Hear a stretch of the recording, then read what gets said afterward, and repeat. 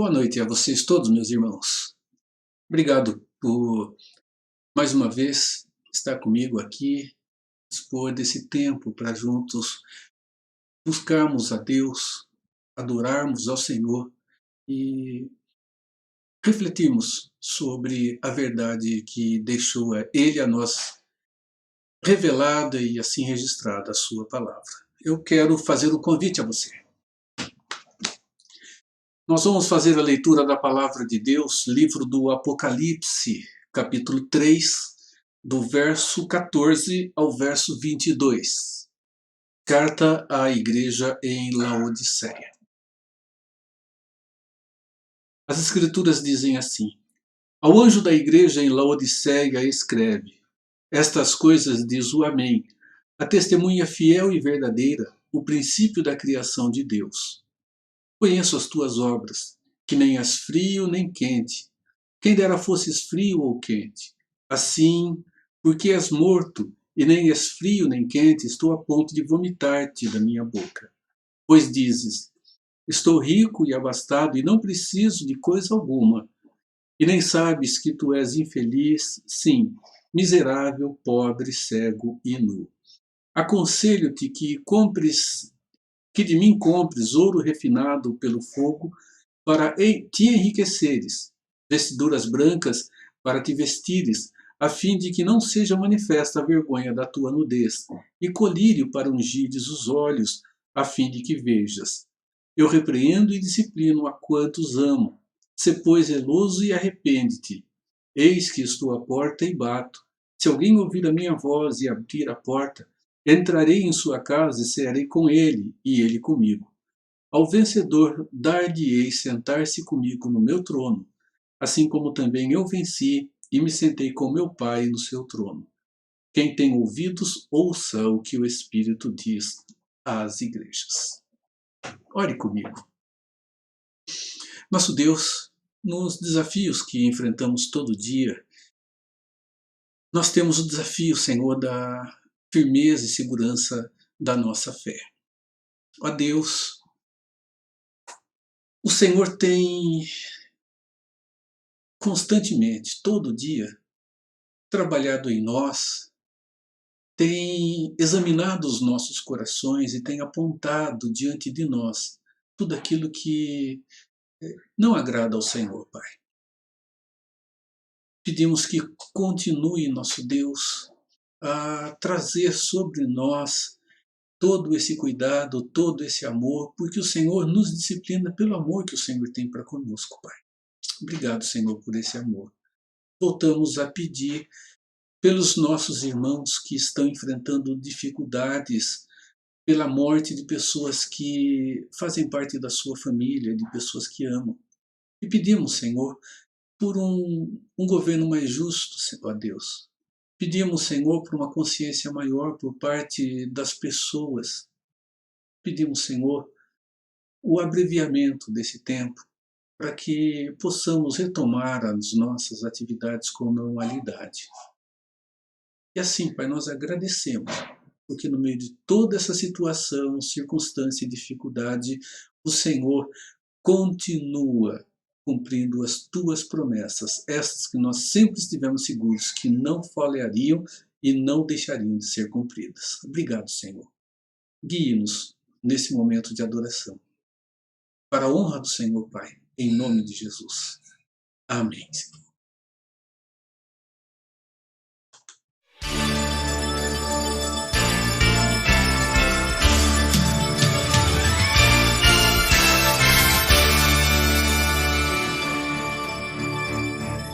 Foi numa linda manhã, quando o sol surgiu em Jerusalém, Maria se levantou para velar o seu Senhor. Foi numa linda manhã, Maria saiu de Jerusalém, 2 anjos na tumba avistou, vieram do céu para contar outra paz, que o Senhor Jesus já ressuscitou.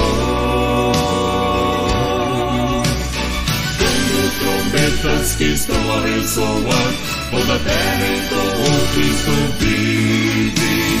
Sempre exclamando com delírio de louvor, Cristo ressuscitou. Aleluia, aleluia. Foi numa linda manhã que Pedro e João de Jerusalém correram sem descansar até o local para confirmar outra paz que o Senhor Jesus já ressuscitou. Como trombetas que estão a ressoar, toda a terra entoou Cristo vive. Sempre exclamando com delírio de louvor, Cristo ressuscitou. Aleluia, aleluia. Como trombetas que estão a ressoar, toda a terra entoou Cristo vive. Sempre exclamando com delírio de louvor, Cristo ressuscitou. Aleluia, aleluia. Foi numa linda manhã, Jesus ao olhar para Jerusalém, ele ressuscitou. Aleluia, aleluia, aleluia.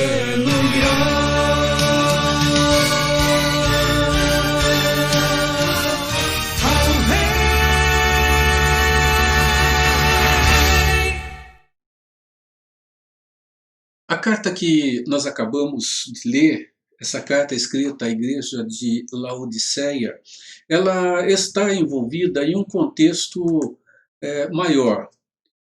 Nós estamos aqui por volta do ano 95, em torno disso. Alguns têm trazido para 93, outros para 96, a datação do livro do Apocalipse. Jesus, segundo registra o primeiro capítulo, ele envia esta revelação que recebeu de Deus a João através de um anjo. Nós observamos que esses primeiros 3 capítulos, eles mostram Jesus endereçando cartas especificamente às 7 igrejas que estavam localizadas na região chamada Ásia Menor. Essas cartas, elas têm algumas características. Elas têm uma abertura, uma introdução, quando Jesus se apresenta, e tem uma sequência onde apresenta os pontos positivos, os pontos negativos e uma promessa. A carta a Laodiceia, diferente da carta que é escrita à igreja de Filadélfia, ela só tem um aspecto. A igreja de Filadélfia, Jesus não encontrou nada que a desabonasse. Na igreja de Laodiceia, Jesus só encontra ali advertência para fazer a ela. A cidade de Laodiceia, ela estava localizada na Ásia Menor, em uma região com de uma bifurcação muito importante, uma confluência de estradas. E esta confluência de estradas permitiu que ela se tornasse um centro comercial, um centro bancário, um centro até mesmo industrial muito forte.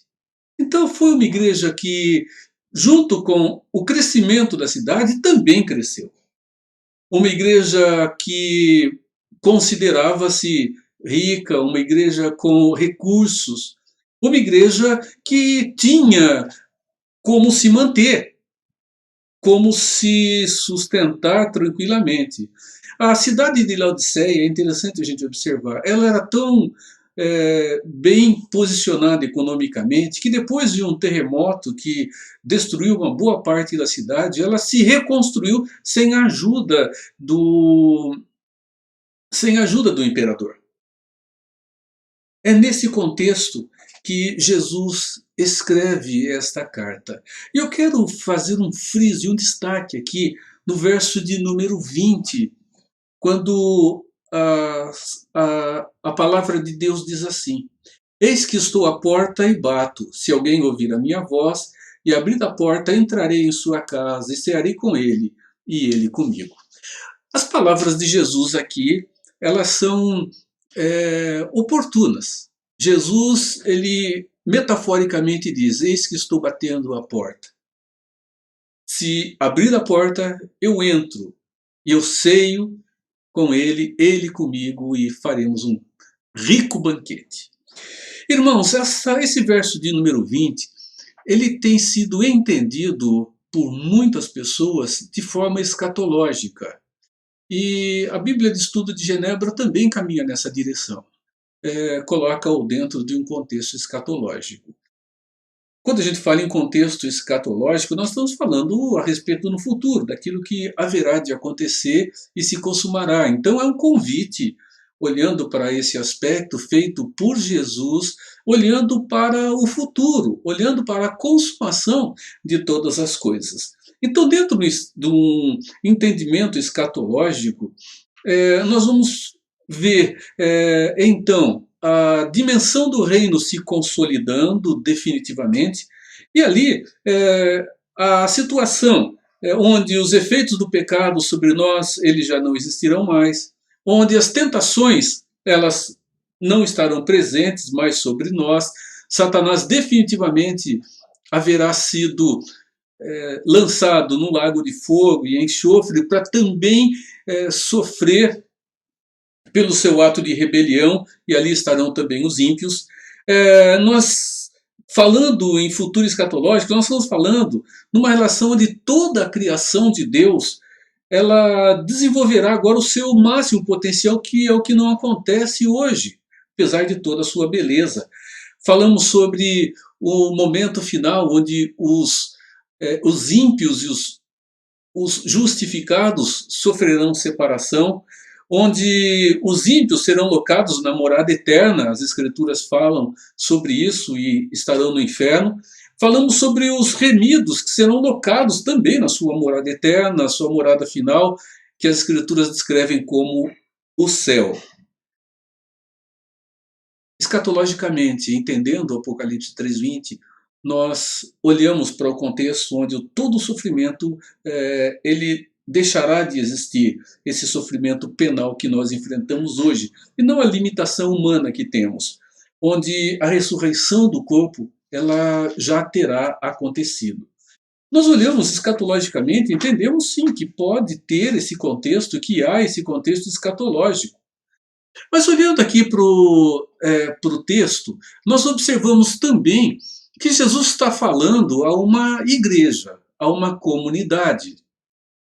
A uma comunidade instalada, vivendo o seu dia a dia, relacionando-se entre si, testemunhando a respeito do que ela é como comunidade da fé.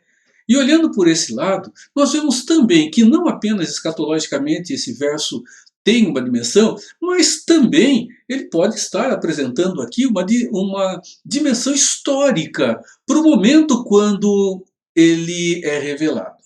Essa palavra é revelado. Então, como Jesus ele trata aqui de uma situação em que envolve a comunidade da fé, envolve o presente histórico dela, nós vamos ver que, tomando o contexto do arrependimento, que é o que ele trata aqui, nós vemos uma aplicação também para o presente da vida da igreja. E para o presente da vida da igreja, não apenas naquele tempo, mas para a igreja hoje.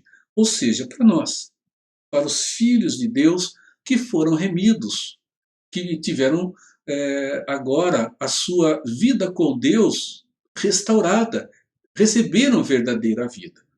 Então, eu entendo que podemos extrair dois aspectos desse texto. Um, futuro, e o outro, presente. Quando o verso 19 ele fecha uma sequência de afirmações de Jesus, ele termina com a seguinte expressão, verso de número 19: "Sê, pois, zeloso e arrepende-te."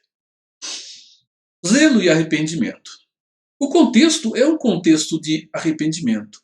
Essa palavra ali, ela literalmente, ela significa perceber depois. Perceber alguma coisa depois de ter acontecido.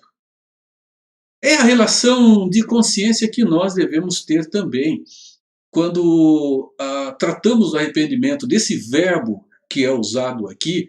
Nós falamos sobre uma situação em que paramos, olhamos e vemos aquilo que nós fizemos, percebemos o erro que cometemos e dessa forma nós passamos a mudar a direção da nossa caminhada.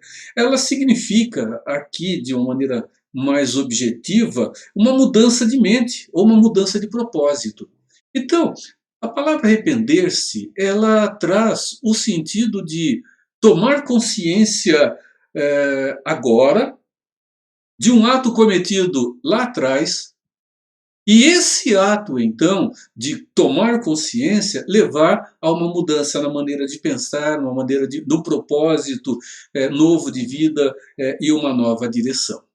Então, dessa forma, nós vemos ali um convite. E eu quero tomar alguns aspectos ali para nós pensarmos juntos. Primeiro, Jesus ele faz aqui um convite ao arrependimento. Ele diz: "Sê zeloso e arrepende." Tenham um zelo e arrependa-se. Tenham um zelo, percebam o que fizeram e mudem a sua maneira de ver, a sua maneira de pensar, a sua maneira de enxergar a realidade que estão vivendo. Paulo, ele fala sobre mudança de mente em Romanos, no capítulo 12. "Transformai-vos, pois, pela renovação da vossa mente."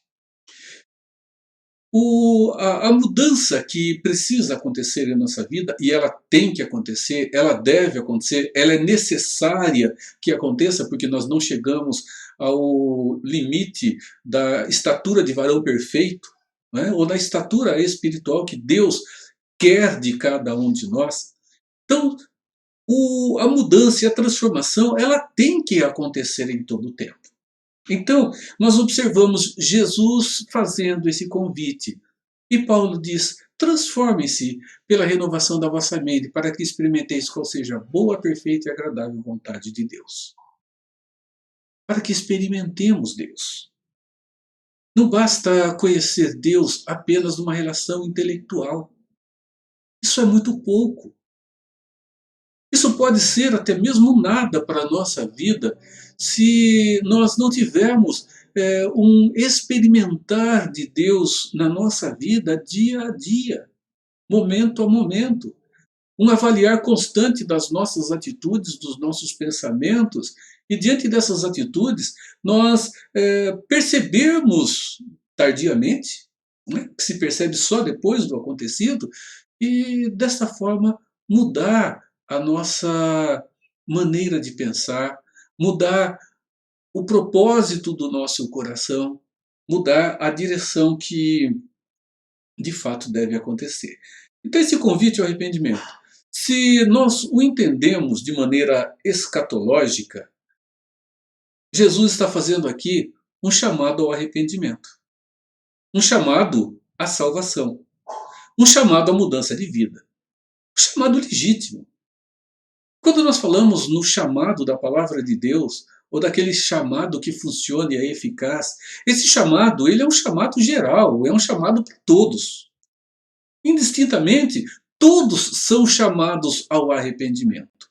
Isso é legítimo, isso é verdadeiro, e as Escrituras dizem que, desta forma, Deus faz e traz a oferta do Evangelho a todos. O Evangelho representa-nos a totalidade da obra redentora de Cristo Jesus.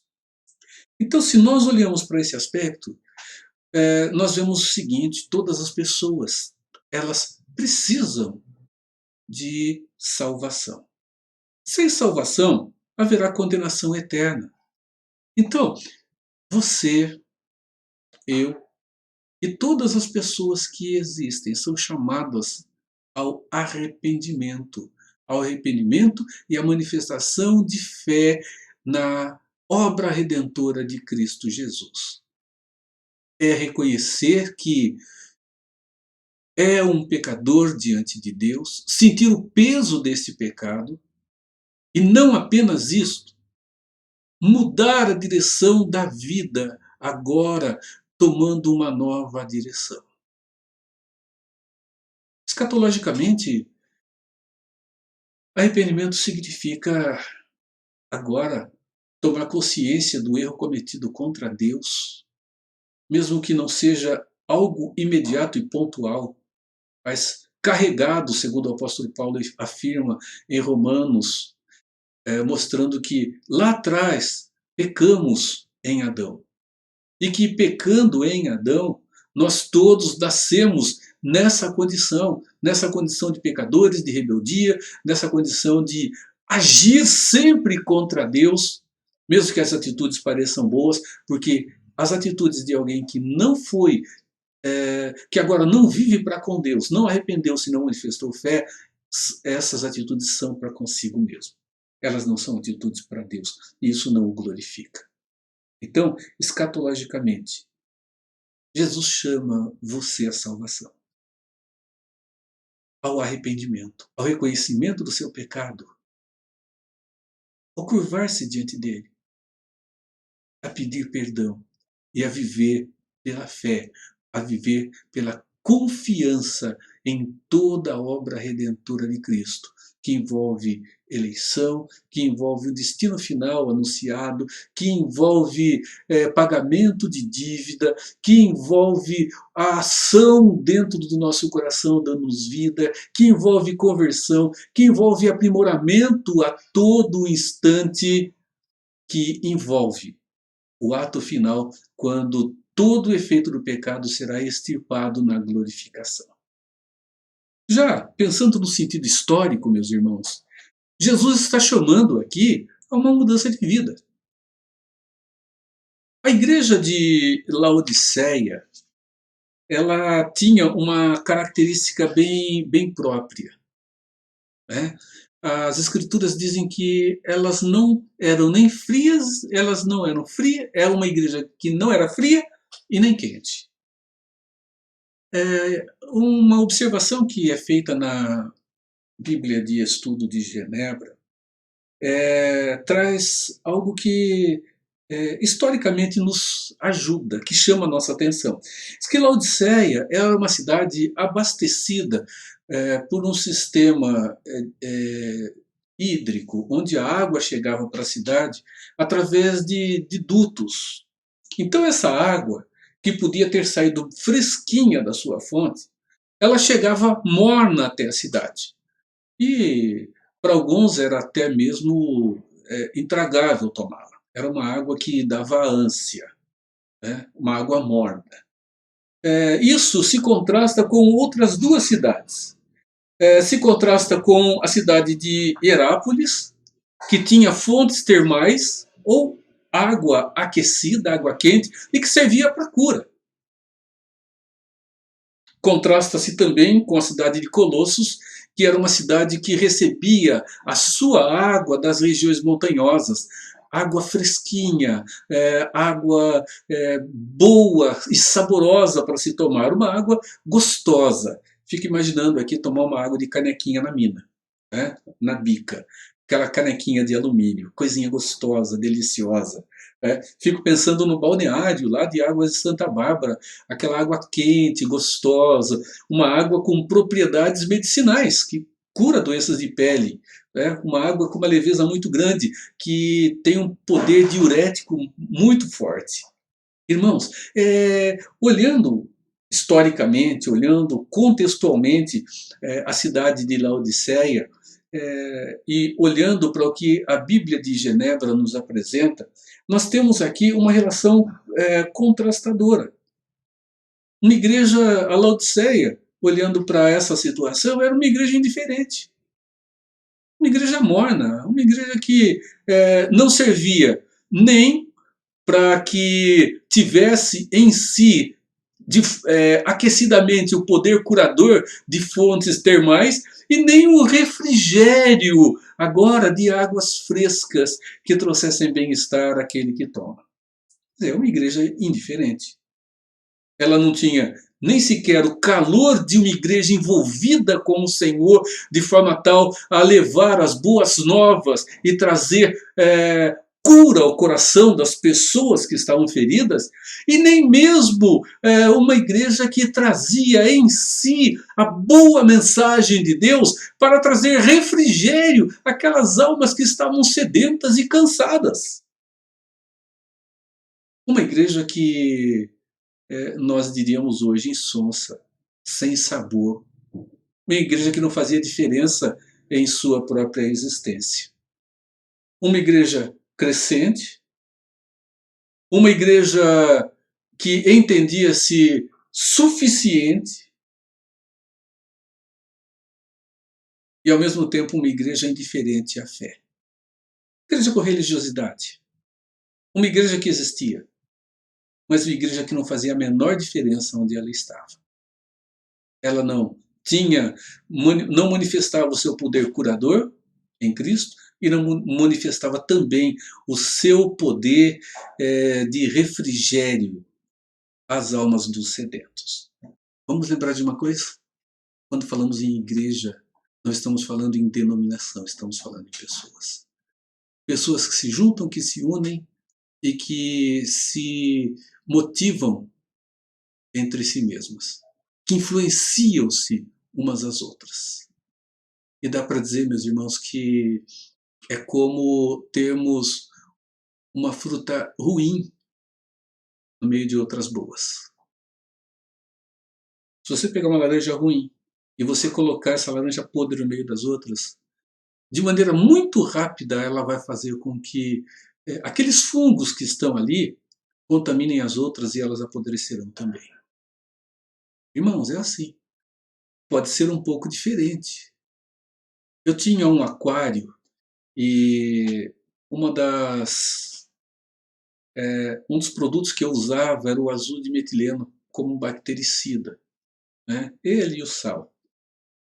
Eu colocava uma gota de azul de metileno e aquela água toda ficava azul.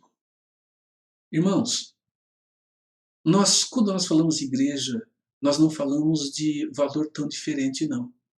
Estamos falando de influência. E é incrível como uma boa influência pode trazer diferença, assim como uma influência que não é tão boa. Então nós observamos aqui, primeiro, convite ao arrependimento. E esse convite ao arrependimento é um convite pessoal para cada um de nós. Primeiro, se você não conhece a Cristo, é para salvação, ou você está condenado a ir ao inferno.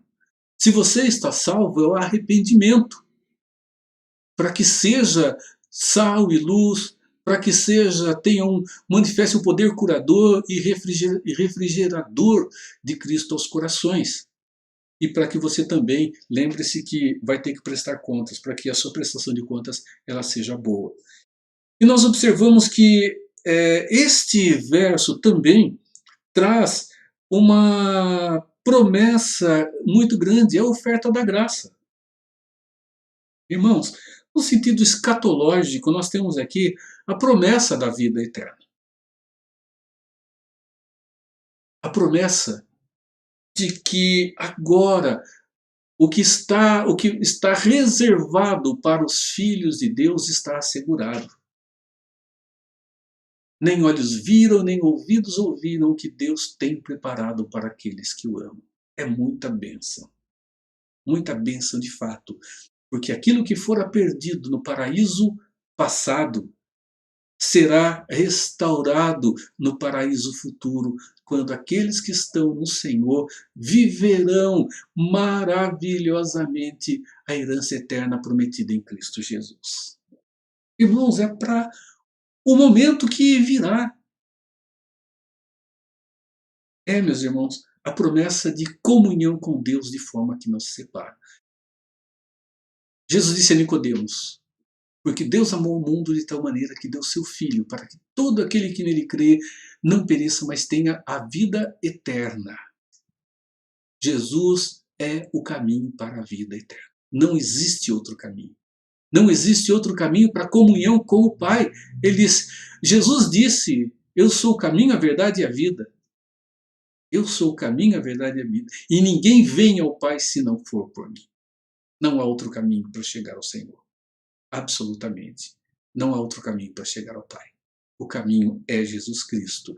E nele, quando falamos escatologicamente, nós falamos sobre uma vida com Deus que nunca se perderá. O precioso valor que nós perdemos por causa da nossa desobediência em Adão. E olhando essa oferta da graça no sentido histórico, nós observamos que essa oferta é uma oferta para agora, que é o fato de termos a consciência do que representa a vida eterna no presente, hoje. É, meus irmãos, uma oferta da graça para o tempo, para o nosso tempo. Como anteriormente eu disse, Jesus chama ao arrependimento, e esse chamado ao arrependimento é o chamado à vida. Esse chamado à vida é um chamado à renovação da nossa relação de comunhão para com Deus. Meus queridos irmãos, Jesus disse, eis que eu estou à porta e bato. Jesus está batendo, por isso é gracioso. Nós não vamos até Ele, Ele vem até nós. Ele veio até nós. Ele manifestou-se voluntariamente e em vontade em nossa direção. Quanto erro e quanta arrogância há em nós quando nós pensamos que nós chegamos a Deus. Que nós vamos até Ele e que nós lá resgatamos a bênção da graça sobre a nossa vida. Irmãos, profundo erro. A igreja na Idade Média, ela entendia que graça era algo dado por Deus a nós para que nós pudéssemos realizar as obras que são necessárias para se conquistar a salvação ou para se conquistar definitivamente a comunhão com Deus, essa vida eterna. Meus irmãos, graça significa que nós não fizemos nada. Que tudo é feito e que a nossa vida hoje ela é uma resposta em fé àquilo que Cristo fez por nós. Então, essa oferta da graça, ela envolve em nossa vida uma resposta direta e imediata. E nós não podemos ser indiferentes. Irmão, ser morno dá ânsia em Deus. Imagine, né? Jesus está a ponto de vomitar-te da minha boca. Imagine pessoalmente e particularmente Jesus falando para nós desta forma, porque nós não somos frios ou quentes, ou seja, um dito popular, a gente não cheira e também não fede. Não faz a menor diferença. Ser ou não ser, existir ou não existir, no sentido de manifestação de fé. E para a gente terminar, essa oferta da graça que traz a consciência da vida eterna, mostra que a vida eterna é o gozo que hoje nós temos na pessoa de Cristo Jesus. Ele diz, eu que estou à porta e bato. Se alguém abrir a porta, eu entrarei, serei com ele, será ele comigo. Irmãos, é o banquete rico e precioso que tem o seu sentido escatológico, como anteriormente eu disse, e que lá representa, sim, o desfrutar de toda a herança que está reservada a cada um de nós. Mas e hoje, historicamente? Historicamente, Jesus está prometendo descanso. Ele disse, vinde a mim, todos os que estão cansados e sobrecarregados, e eu os aliviarei. Irmãos, nós carregamos tanto peso nas costas. Nós nos cansamos tanto diante de um mundo altamente religioso, de um mundo altamente legalista, de um mundo extremamente voltado ao pecado. Um mundo que cansa-nos. E Jesus diz, você está cansado de toda essa religiosidade? Você está cansado de todas essas ofertas ruins? Venham a mim. Primeiro, a oferta escatológica, venham a mim. Eu vou dar descanso ao coração agitado e atribulado que você tem tentando conquistar as coisas por si mesmo. Para quem está nele, eles venham a mim e descanse em fé. Venha a mim e em mim você vai encontrar tudo o que você precisa. Irmãos, vamos lembrar que quando nós falamos em Jesus dando-se a conhecer a nós pegamos toda a Escritura e dela nós vemos a grandiosidade dessa graça se manifestando.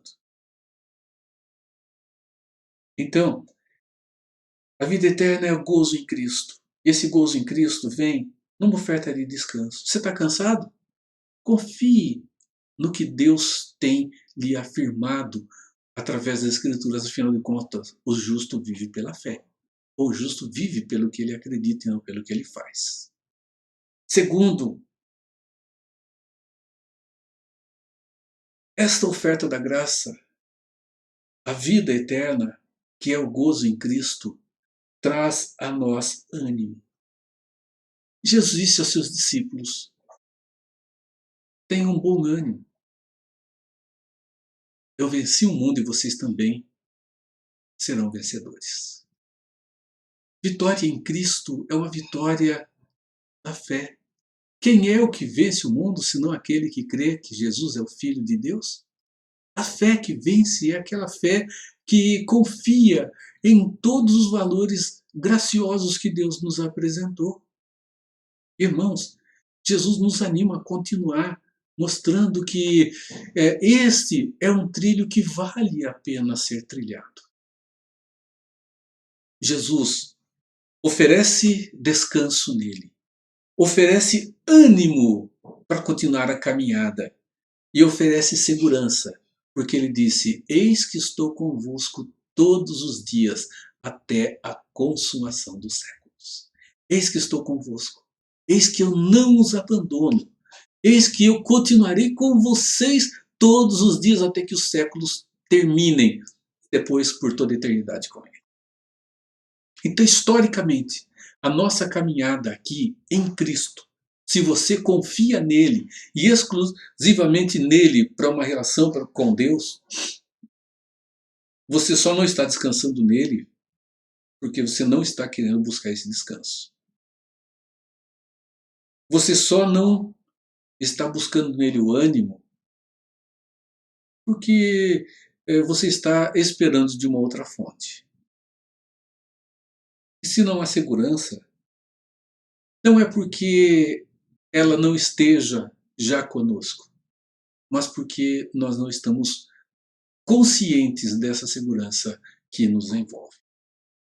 Meus irmãos, Jesus disse: eis que estou convosco, eis que bato a porta, se alguém ouvir a minha voz, abrir a porta, entrarei em sua casa, cearei com ele e ele comigo. E ele traz uma promessa ao vencedor: dar-lhe-ei a sentar-se comigo no trono, no meu trono, assim como também eu venci e me sentei com meu Pai no trono, no seu trono. Quem tem ouvidos, ouça o que o Espírito diz às igrejas. Quem tem o Espírito, ouça o que Deus está dizendo. Quem tem ouvidos, ouça que o Filho, o Deus encarnado, está dizendo a cada um de nós. Queridos irmãos, o convite da graça está feito. Primeiro, escatologicamente, entendendo que é um autêntico chamado à redenção, pensando escatologicamente. Historicamente, contextualmente, Deus está chamando o seu povo ao arrependimento. Deus está chamando o seu povo a um olhar para aquilo que se perdeu lá atrás e para retomá-lo no presente.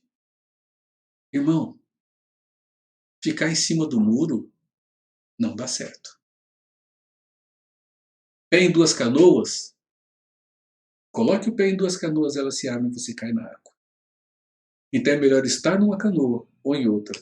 Por isso que Jesus disse aqui, tomando uma das explicações que já citei anteriormente: quem dera fosse frio ou quente. Ou seja, quem dera fosse você alguém que agora traga refrigério aos corações atribulados das pessoas pelo testemunho do Evangelho, pela vida que você tem no Evangelho.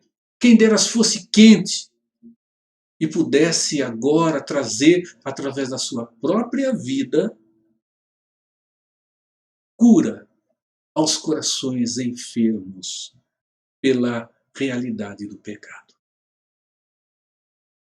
Não seja morno. Tenha uma postura.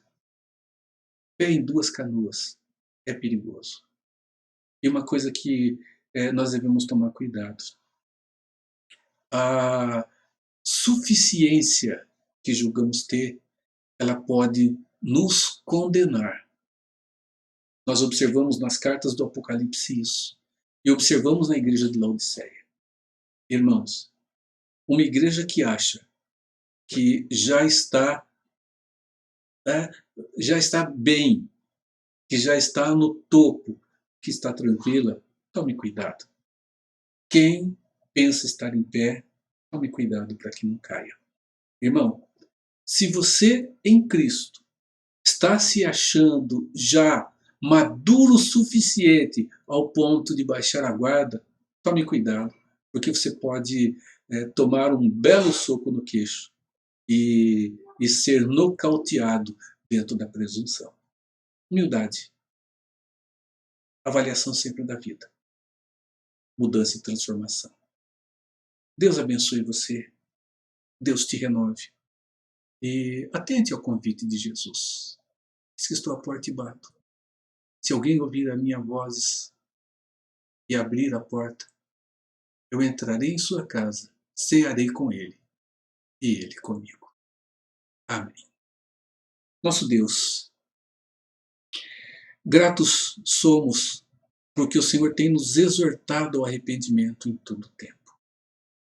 A olhar, Senhor, aqueles nossos atos e termos uma mudança na maneira de pensar, mudarmos os propósitos do nosso coração, caminharmos numa nova direção, Pai. A Deus, esteja renovando os corações que ouvem a Tua palavra nesse momento e carecem da salvação.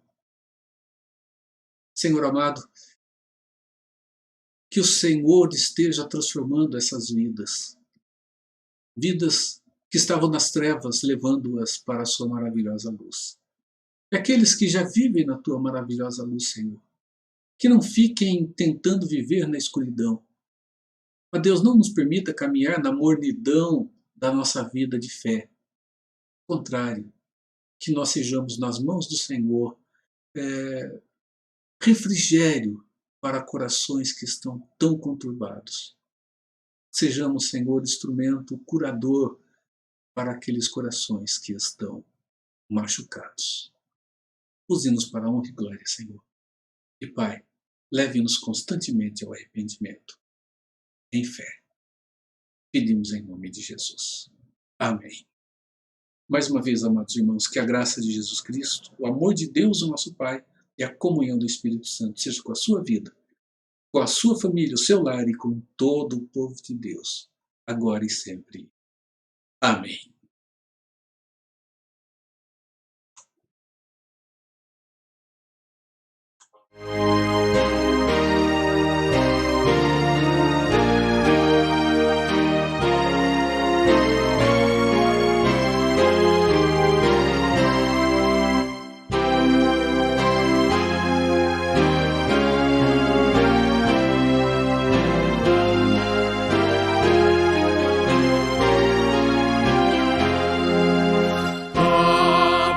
Abatido em meu pecado,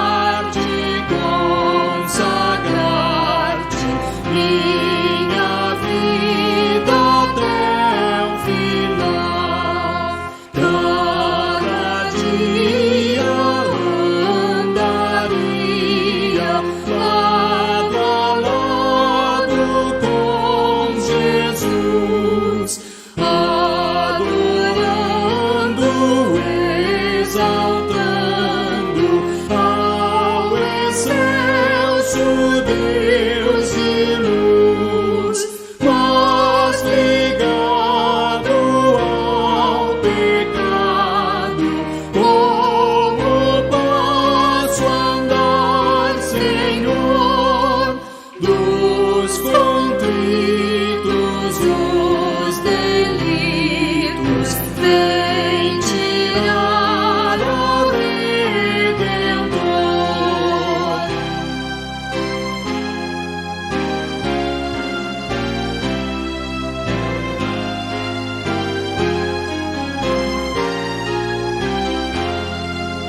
Deus bondoso, caridoso, da verdade eterno autor, meu pecado confessado, perdoa por amor.